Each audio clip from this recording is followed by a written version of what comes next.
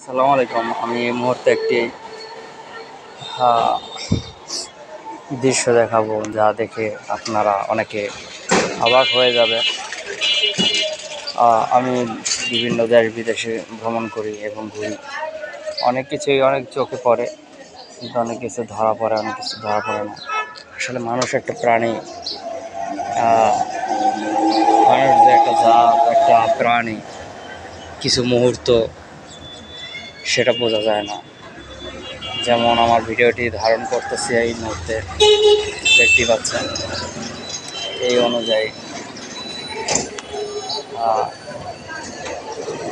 আপনারা একটু পরেই আমার ভিডিওটার মূল কারণ দেখতে পারবেন, যে কেন আমি এই ভিডিওটি করতেছি